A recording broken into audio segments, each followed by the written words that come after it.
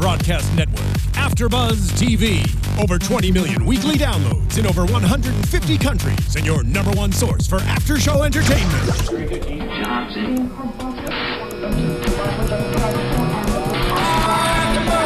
AFTERBUZZ TV, the destination for TV superfans, producing after shows for over 300 of your favorite TV shows, interviewing celebrities and showrunners, and bringing you behind-the-scenes exclusives. All thanks to E! Entertainment's Maria Menounos, producer Kevin Undergaro, and internet leader Akamai. Now, let the buzz begin! Why am I doing this song? Remember Beverly Hills Cop when he was doing that little move? Y'all really looked me up. You really I did. Hey, what's up, everybody? You're tuned into AfterBuzz TV for Black Jesus Season 2. I am your host, Bamm Ericsen, and I would like to introduce the panel. Hey, I'm Stephaune Wallace. I am Jimmy V. What's going on, everybody? And I am a nasty girl. No. She's starting out early. Go ahead and introduce yourself. I am Valenzia Algarin, aka Detective Diane. What up? Welcome to AfterBuzz. Okay, How are you doing? Good. Thank you for having me, buzzers. I've missed you guys. It is such a pleasure to have you. Black Jesus, #1 show on Adult Swim. So we're actually recapping episodes 1 and 2 today. So we got to dive right into it. Episode 1 was titled "No Room for Jesus," and so Black Jesus is back. From a psych ward, and so he's back, and he returns home to no welcome party. Nothing. The disciples are totally struggling. So my first question is, I was in the opening scene. I was very flabbergasted at how your character cussed Black Jesus hell out. I mean, that's Aaron's fault. That's Aaron. You cussed him.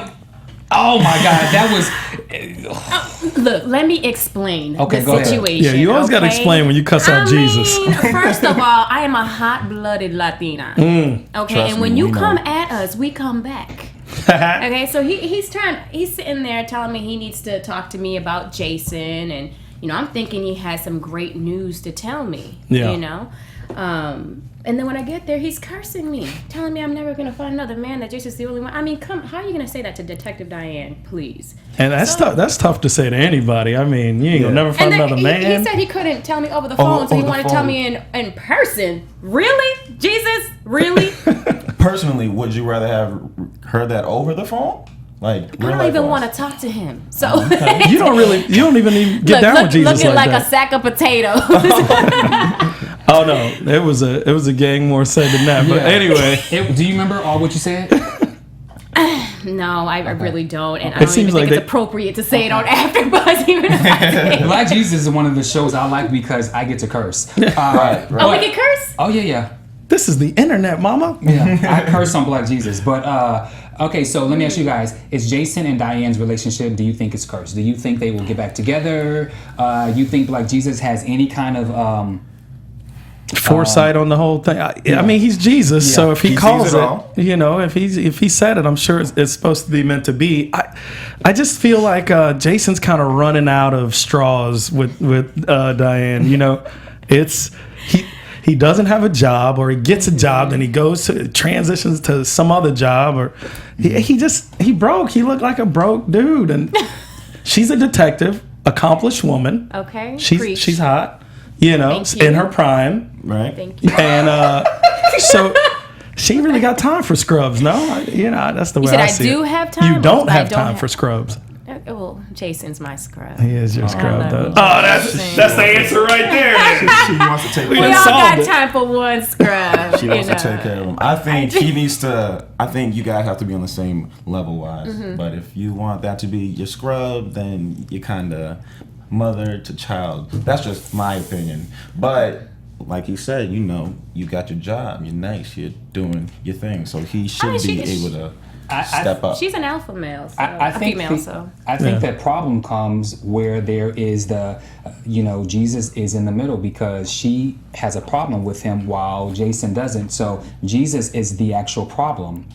So that's the problem as to why their relationship is not evenly yoked is because there's the I like how you threw that in there. Oh. Evenly yoked. That's good. Bam has a thing for words. Bam has a thing for words. So I think that has a lot to do with it. Yeah. But I'm surprised that Diane's character even came down to the precinct to see him, which shows that maybe she does have some heart, although she did in season 1 put him in jail. Wait a minute. Let's just bring this back. If you remember the last episode of season 1, Diane did feel a little bad about what happened. And I think that she hooked up Jesus by putting him in a mental institution and not in prison where he belongs. I think she was trying to get him help. Which was so hilarious. That's a good thing coming from Diane. Sure. That's her effort. Okay. Well, try to help Jesus. Speaking of a good thing, what do you think it's a good thing or bad thing that Fish has resulted to stripping in order to get money to take care of himself, Jason, and Booney, being that Jason was put out of his apartment because he lied on his application, and Booney got put out of his mama's house because he's tired of taking shit from Miss Tootie. So and leaving dents in the seat. So I called it out. I was like, oh God, he's about to strip. That's Here's the thing. I think all the female fans think it's a fantastic thing that Fish is a stripper. Have you seen Fish? I'm not gonna hate. He's pretty buff. They call him the pretty convict, right? The pretty convict. Yeah, pretty convict. Absolutely. So I think that the women appreciate it. Yeah, I was actually surprised. I mean, I understand why it happened. He is taking care of 2 full-grown adult males, including himself, now a third. So, I thought he was. They kind of led us to believe, obviously, that he was going to be selling drugs or robbing houses or some with some guns and I don't know, gangs involved. But it was nice. It was a nice surprise. You know why?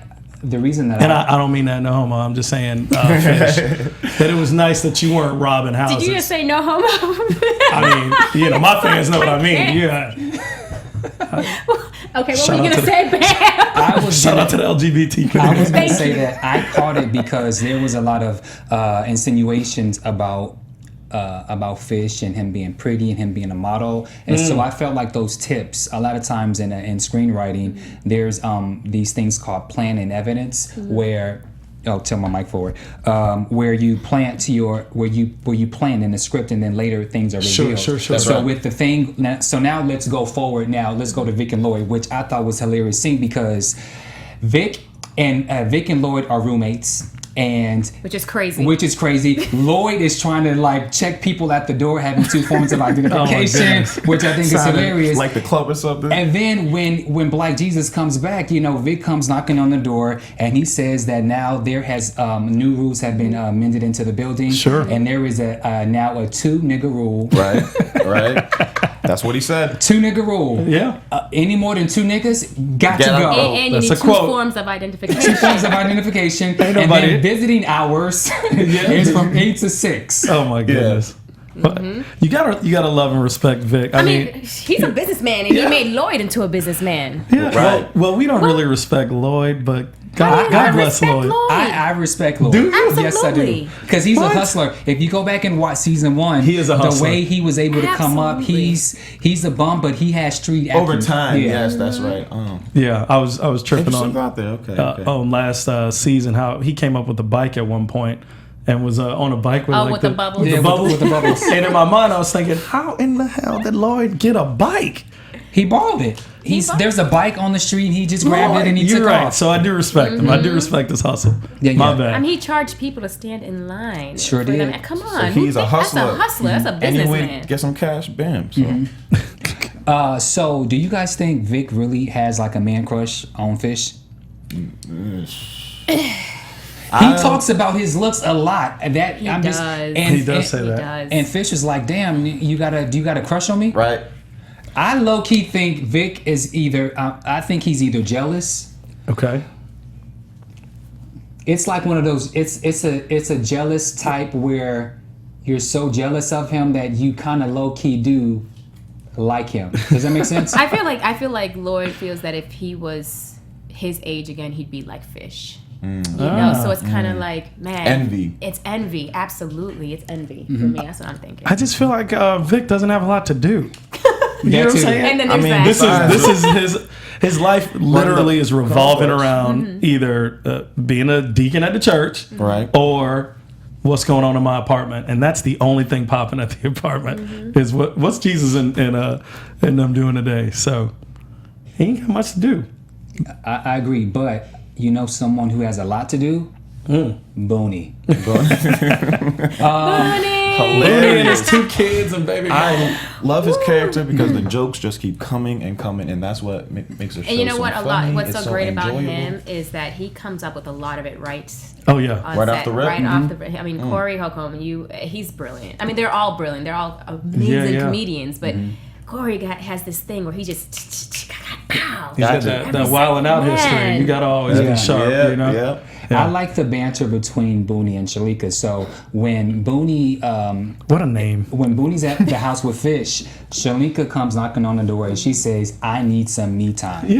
I need some me time. I got a Burke Williams certificate, and I just need a couple hours." She's like, "Damn, can you just be a daddy? Can you kiss him on the cheek? Pick him up, can you turn walk him around?" Right. She's like, "Damn, can you do something? Yeah, throw him up in the air. Throw him up, do daddy something." Daddy stuff. She's like, all I need is a couple hours. That's it. Which is nothing to ask. I mean, Booney is the father, so be a dad. He should have like child visitation rights or something. I don't think he wants child visitation. Exactly. He got a place to stay, so he. I love that he, when she touched upon that, that you didn't have a babysitter last time. He said, "Yes, I did," and she's like, "The pit bull was not a babysitter." I caught that real quick. I was like, "Wait a minute, he left the kids with a dog?" And but then he said that because pit bulls have fathered, or they have raised kids, they have raised babies. He said that so he's qualified.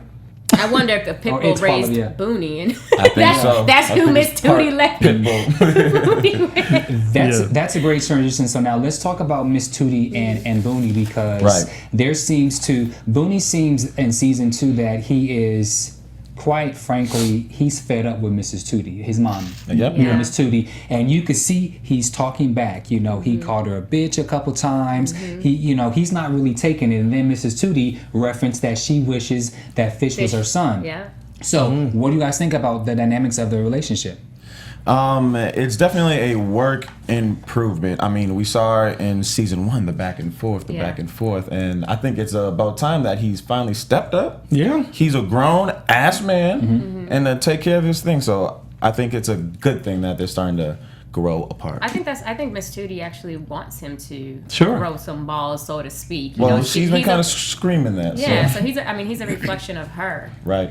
So I love that they took it in that direction where now they're more at each other and he's not so scared, so to speak. I mean, he may call her a bitch and run the other way, but at least he called her a bitch, damn it. Yeah, he's starting to stand up for himself a little bit. Exactly. It's difficult though. A single mom raising a young man, she kind of has to be the man and the father and the mother. Right. So they're typically a little bit tougher on the guy. I just missed the tracksuits. Is he not doing the tracksuits this season? He got a lot of bad play last season for them tracksuits. Really? I know people were killing him with them tracksuits. I love it though. It's instant content for me. It's instant jokes. I'm going to disagree. I think that Mrs. Tootie's way of putting down her son, I think is terrible. Really? I do. I think it's terrible because you don't when you want someone to do better, you don't talk down at them and constantly say, I just had a flashback of Boys in the Hood. Okay. Where you going? You ain't going nowhere, you little fat. You ain't shit, and you know what I'm saying. Boy. And so I feel like Mrs. Tootie, the way she goes about it, is the opposite. If you want him to actually be a better man, then talk to him in a way that would help him, because by her talking to him, he did something stupid. He brought kids with him in the car while they were getting ready to shank. Imagine that. To the little queen on the street. Yeah. So it's like who had the AK-47 right, and then you want to yell the at him for being stupid, but then you're always calling him stupid. So and Booney mentioned that, you know, he did say no matter if I have my kids or not, you're always, you know, down on me. So he did actually touch on that, which was pretty cool. Yeah. Okay. Mothers in the hood, though. That's yes. They typically don't get that. Yeah. You know, she's emasculating them, and they don't understand that it's having the opposite or the reverse effect on that they're trying to, you know, outcome that they're trying to get. Which is so great about the show because it does touch upon all these different factors. It makes it so real. Sure. You know, and fun. They keep it light. I love it. You said they keep it light? They keep, you know, instead of taking it there in a dark way. Okay. It's light. Which light are you talking about? Oftentimes, it is very hard to bring a subject like Jesus and comedy. It's very hard to mix those two, and I think that's why the show's been so successful. They've found a way, but at the same time, they're still pushing it.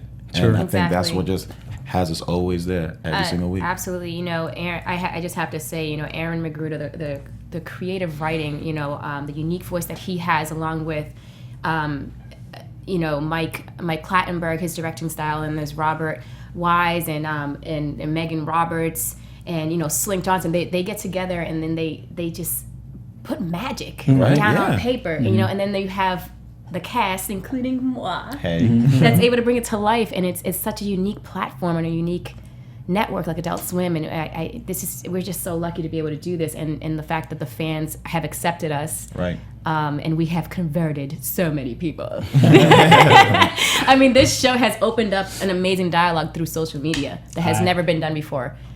So, you know, give it up to Black Jesus. Black Jesus, definitely on Adult Swim. All right, so any final thoughts in episode 1 before we go to episode 2? Any final thoughts? Anyone? I was a huge fan. We spoke about the opening scene and how you were cussing out Jesus, and that's the perfect way to start off season 2 because you just know that you're in for a hell of a ride, and I'm excited. So.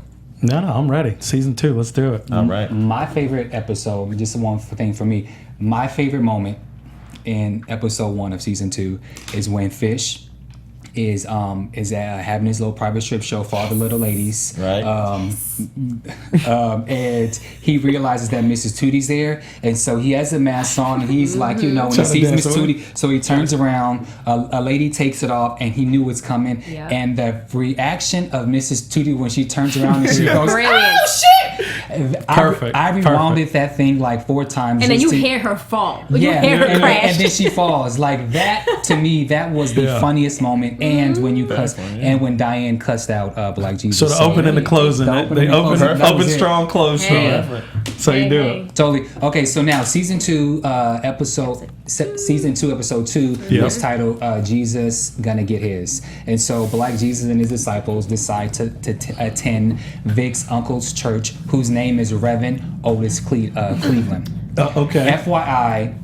Back in the 60s, 70s, 80s, and 90s up until his passing, there was a guy by the name of Reverend James Cleveland who was also from the Inglewood area, and he was known as the king of gospel. Look him up, Reverend James Cleveland. So I thought that was interesting that he was named Reverend Cleveland. Yeah. Probably on purpose. Were they a lot alike? No. Okay. All right. That's what I'm thinking. Reverend Cleveland he was known as the king of gospel back in his day, and songs that you probably heard he wrote, but there's no similarities except for the name. Okay.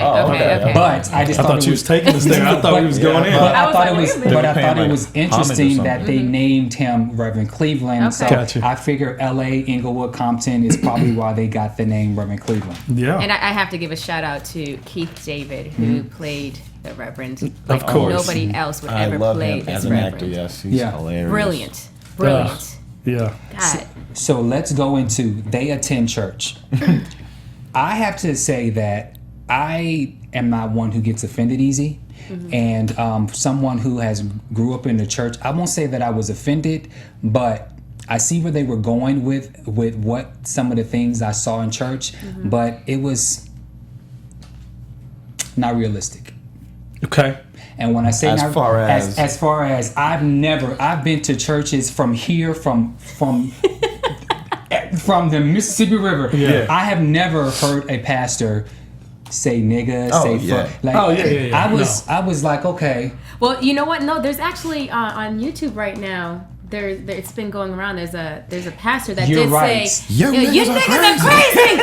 And I was like, yes, so you're wrong, man. You're wrong, man. You're right. I have heard ministers say, Yes. I heard him say niggas, but what's wrong with you? But that's the importance Yeah. of Black Jesus. It's a satire. It's comedy. It is a satire. And it does happen because this minister it has been going around that YouTube video. So things are changing. It's it's becoming more real. I was a huge fan how they touched upon giving up offering, because churches, once you get down and sit down, all right guys, let's give up an offering, and then they might do a prayer, let's give up another offering, and then they might do the sermon, all right, one last time, let's give up an offering. So the fact that they touched upon that, and later on in the episode we see exactly why I thought that was brilliant. It's funny. I think there's a saying in the Bible that is what is it? Stealing from Peter to give to Paul. yeah. And, You don't rob Peter this, to pay Paul. Yeah. So in this case, Peter are the people, Right. Yeah. and Paul is himself clearly the Reverend. Unbelievable. Yeah. I think I was just looking at a video of a pastor in a Black church that's coming in on a I saw on a that. Skywalker. I saw that. 2015. This is 2015. This is Please.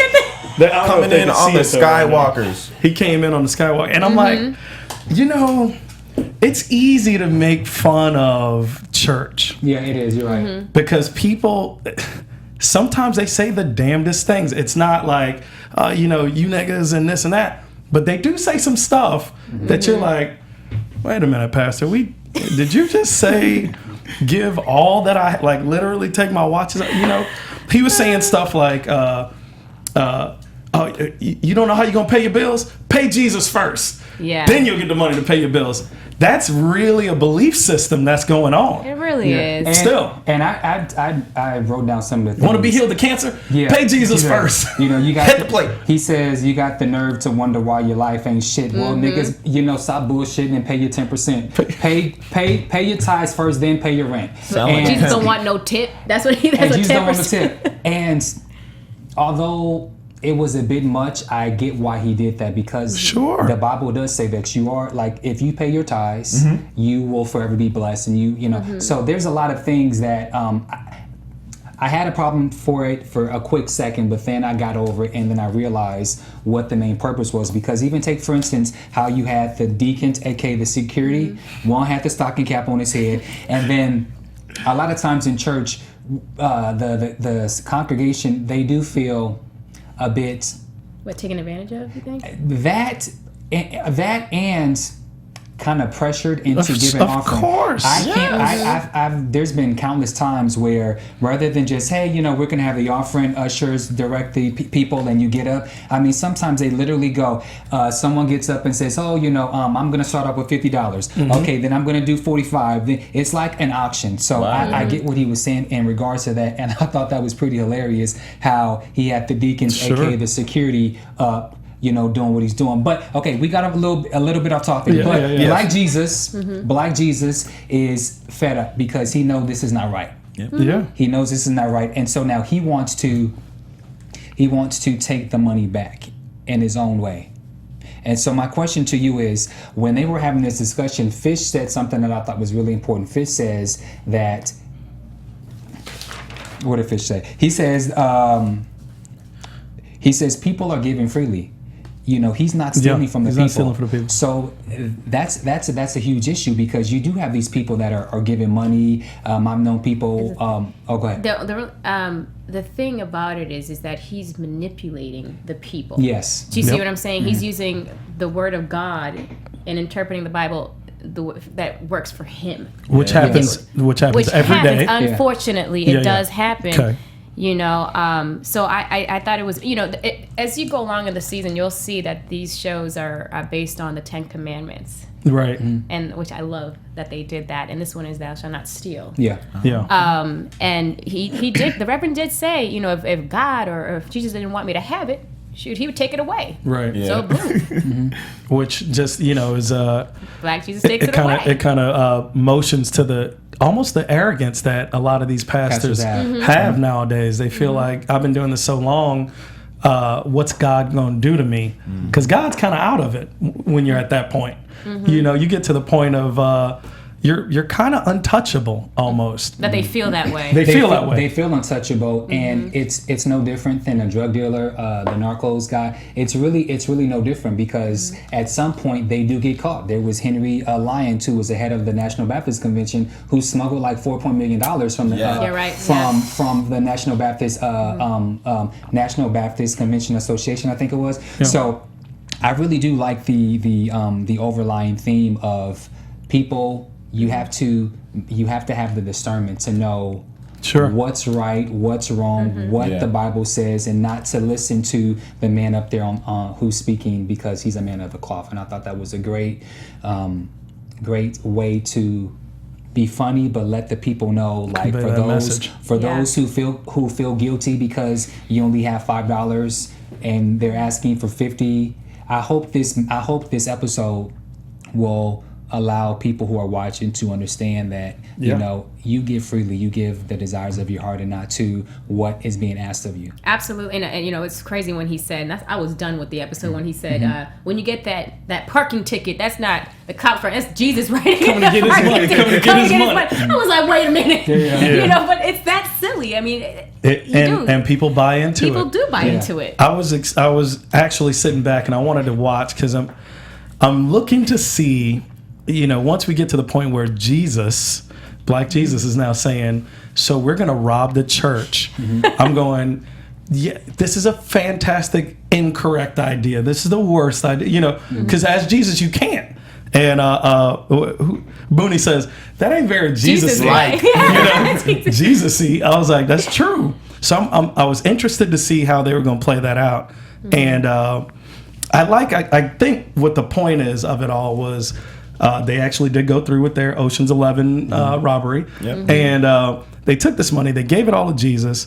Before we go into that, can we break down the heist? Because sure. I feel the heist is very important. So in order to for this heist to be successful, they need one person named Miss Tootie, because Trayvon, the tech savvy guy, realizes that Reverend Cleveland decides to go into the deacon office. Or the prayer room, whatever it is. He decides to go in there by himself where the Wi-Fi, the webcam is shut off for 11 minutes because God shuts it off, and then that's where he goes and he steals all the money. The anointing on him, exactly. and shuts it down. And so now they need Miss Tootie to be a part of the plan.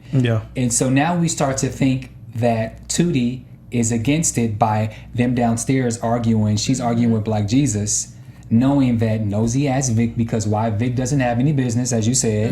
He has no business, and so of course he's going to listen to it. And then this is where everything starts to roll into place, and I freaking loved it. That was actually one point in the show. I was confused on whose side Tootie was, but we soon come to find out that she was actually sticking with the actual plan. So that's just another. I was like, Miss Tootie snitched. I can't believe it. I just lost respect. 11, y'all got me. She's okay. And she used all her womanlyhood to get what she wanted, and made poor Vic jealous. They had, but Pastor Cleveland I was dying. He had needles. He had it all. Oh, when that came out, she was like, damn! I felt out. And then she grabbed the Reverend, the cigarette or the blunt. My goodness. Funny. And wait, did you peep the VIP section? I loved it. The liquor. They had the I was dead. He said, Vic said, well, why don't we take you on to the VIP? But and I thought it was like a green room. It was a lounge. They was like cognac and Hennessy. I'm like, I loved it. I was dead. It's comedy. I loved it. Which, I mean, there's a lot of there are these really extenuated factors of different churches. Yeah. So it's funny to see how they do things, especially churches that have people that are like celebrity that come through, or like the mega churches. Yeah. But again, I just have to play other sides. I've been to these mega churches. I've been to West Angeles. I've been to City of Refuge. I've been to not Church of the Harvest. That's not in existence anymore. But the other one with Kenneth at the Forum. McClendon? At the church at the Forum is called Faithful Central. Faithful Central.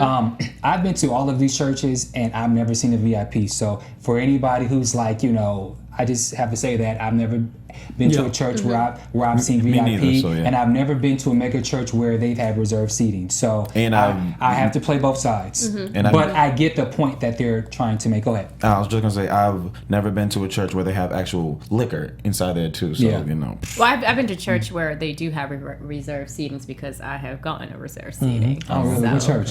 I don't want to put it out there like that. I'm gonna keep that to myself. Baptist AME, but fourth gospel. But it is out here, and it's an amazing church. But it happens. They do have reserved seating. I like that. When you start talking about church, because I was like, is this only in the black community? It's not. No, it's not. This is very much so all across the board. Yes, definitely. All across the board. So Tammy, Jim and Tammy Faye. Yeah, it happens in every denomination. So especially in LA, because I've been to all the other churches in LA that are not. Is there a Reverend Dollar Bill? What's his name? Oh, Creflo Dollar. Creflo Dollar. Keep Mo Dollar. Did you guys see the IG meme about Creflo Dollar rides one ride, but the Pope rides in the Fiat? Did you see that? I did. No, what? Yeah. I like how you cleared your. Yeah. But continuing back with the heist, so now, so Booney now decides to fake a heart attack. Did you guys like his hair? Yeah, I did. I love the hair. Yeah, I love the hair. He decides to fake a heart attack, and then Trayvon decides to make the announcement in the church, and then the paramedics come now, which is we see Jason Fish and we see Maggie, who we didn't see in episode 1. Hey, what's up, Callie?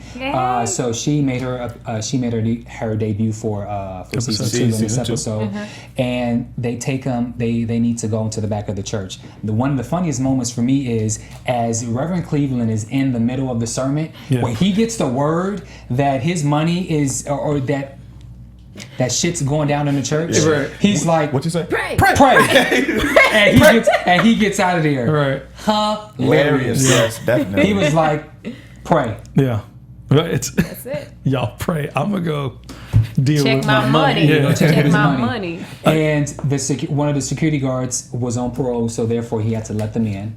Yeah. Well, he wasn't planning on going back to jail. Oh wow, okay. Yeah, so now that hilarious. makes sense. So that's why. You didn't hear that part? I did not, and I was thinking, why would he just let them open up? He said, "Shoot, I'm on parole." I think the point in that, and I'm sorry, but I have to reference this now to what's the preacher who wears the muscle shirts?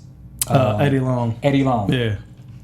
Which is hilarious. A lot of times in church, in itself. A lot of times in church, you have people who are in positions, who are in those positions, not because they're qualified, but because they fit the description. You fit the description, or you ride or die for the pastor. Sure. Okay. And therefore, that's probably why he's in that position. And I think that's exactly why they pick someone who's on parole to have that position because of his stature and so forth, and because it happens. And not only that, a lot of people who come out of jail, they do turn to God. Yeah.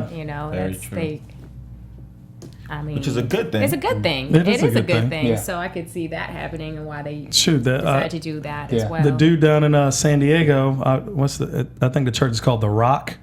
He's an ex-NFL player from, I don't know, ages ago. And his two securities, they're Navy SEALs. Oh, really? They will move you when he comes through. Okay. Doesn't matter who you are. They will move you. It's real serious. Okay, now I don't know. You know, the anointing. They are very serious with that. But I also do know that back in the day, before they would have security, a lot of churches actually used to get robbed. So I understand why they need security. That's true. Yeah. That is true. But at the same time, hire the proper people that you're supposed to do. And I think that's the point maybe that Aaron and Mike are trying to make, that in these positions you make sure that things have to be done. What do they say in church? Decency and order. That's it. I'm with you. That's it. Just have to be done in decent order. Okay, And there's a lot of now, things. church boy. There's a lot of things in church. So out right now. There's a lot of things in Pastor church. churches. There's a lot of things that just has to be done in order. And I think for me that was the overall theme is things have to be done right. Right. And if you do things right, there is no room for questions and so forth. I mean, there's definitely always a method to Aaron's madness. Oh, absolutely. Yeah. Always. Very smart. Genius guy. Always. Last thing before we go a little bit into what you're into, the final moment is so they do this at the end of the heist. Yeah, the heist. Trayvon gets the money and everyone is completely fooled. And Black That was Jesus, his Mission Impossible moment. Right. And Black Jesus decides to take that money and open up a food truck. He's like, What are your thoughts on him taking the money to start a food truck? I loved it. absolutely. Which is where I was going. I didn't understand how they were what the redemptive quality was going to be for Jesus robbing the church, essentially. But I feel like the message is your money doesn't necessarily have to go into the church. There's so many different other areas that you can really be a blessing or a help or whatever. And they're starting their own mobile church, apparently. That's right. I mean, he's all about spreading the word. So Which I love. What better way to do it? Is through it a mobile church or is it? It's a mobile church. He said, "This is our church. It's a food truck, but I guess he's going to And you'll see preach out of it. as you know the weeks go by, you know what the whole purpose I'm of this mobile 100% behind church is. that. But yeah, he's all about spreading love and kindness and the word. I didn't know if it was a church. I just thought that rather than have the weed garden, I thought he would just give food to the needy. No, it's definitely a church because I just feel like why stay in one location when you can drive you can- around Sure. and reach everybody who don't go to church. Not everybody goes to church, so he needs to reach those who Nice idea. need to listen. Not if you're not going to listen, he's going to make you listen. Yeah. Put it that way. They had a sidewalk Sunday school for a couple of years they were doing out here in LA, and they drive around in kind of the hood and just set up shop. I think it's brilliant. Yeah. It's brilliant. Go to you. Any final thoughts on season 2, episode 2? I love how they tied Great that in. episode. I like that you can use your money to be a blessing in other ways. Don't have to just give it all over into whatever Reverend Keepmo Dollars is saying. What about you? No comment. Just I love that I'm always there as laughter, you know. Yeah. And it keeps me laughing. So keep it coming. Yeah, you guys are fabulous as far Thank as you. the And acting I goes. just got to give a shout out to my cast, man. You guys are amazing, and I'm glad that this family is pushing forward. And yeah. we love him. For the fans, keep watching. We love it. We love you. Let's talk a little bit about you and the cast. Yes. So for the new people who didn't watch this season 1, okay, so you played Detective Diane, and you've already told your story about the casting and so forth. But when you got the word that you guys were gonna come back for season 2, Yes. what was the first thing that happened? Did they sit you down and kind of go over like what you were gonna be doing for season 2? I know a lot of people were waiting on the word because it took a little time, and they were just trying to figure some things out. And It took a long time. It took a little time, and the fans were very patient, and we were very thankful that you stood by us this whole time. But did you know, but you couldn't say anything, or did you find out that it was renewed way later down the road when we found out? They kept us with them the whole way. Okay. So we did know a little bit, you know, but they still had to work things out in the scripts and depend, because this season they went differently. Last season it was more of a soap opera, a continuation. They wanted to do something really different this season and come back with a bang and with more love for the fans, Gotcha. something different. And now these stories are beginning and ends, and I think it's great what they did. So I think they just need to work that out. Gotcha. And then when we finally found out, we were so excited. And then we ended up being on the billboard together. Nice. That billboard's great, Last Supper. We found out all that kind of at the same time, and which is cool. Yes, it was That's real really cool. It was real cool. And then we brought back a bunch of great guest stars. Can you tell us who? Well, Keith David. Okay. That y'all already seen, and Yeah. you can continue watching the show and see who else is coming. For you're not gonna be disappointed. Amber Bickham did a phenomenal job. Amber, shout out to Amber Bickham. Who's done the casting? Okay, well, I have to pry a little bit, so I'm just going to throw out some names, and I just want you to tell me yes or no.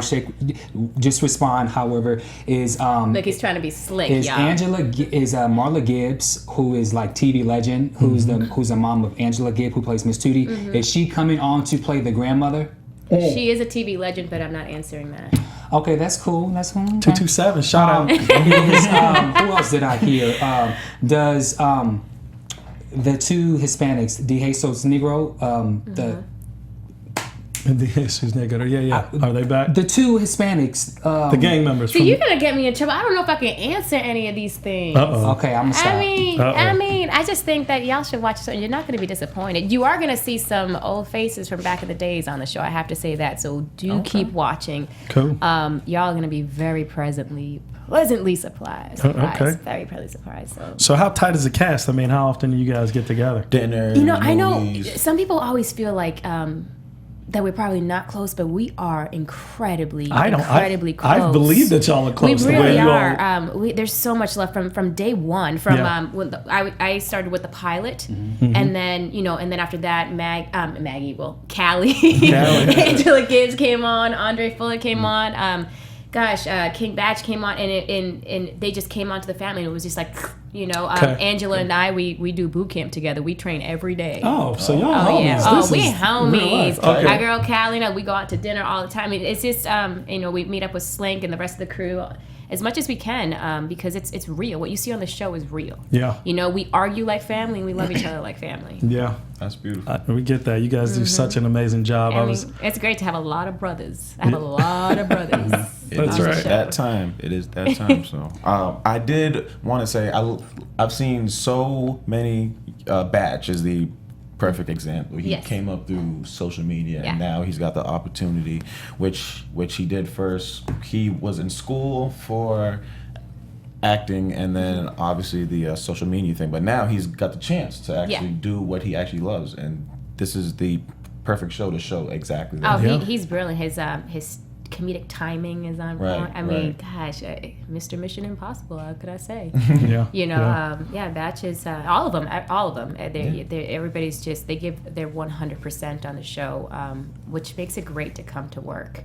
That's cool. It's sometimes it could be hard because it's long hours, but we all arrive with laughter, we leave with laughter. Good. We just play. They give us the room to improv a lot. Which is great. Yeah, a lot of directors don't allow that, but they said, just come on set and just let me see who your character is. Y'all gotta sell the outtakes. I'm sure there's some B-roll. We're doing it. There is. Oh, okay. Yes. Season 1, there is on YouTube. You can see some outtakes. And there's season 2's outtakes are coming out already. Too? Yeah, we already signed off on it. It's coming. All right. Can you tell us what can we expect from your character? What can we expect from your relationship with Diane and Jason? Your Diane's relationship with Jesus? Oh, so we're only on episode 2, huh? Yeah.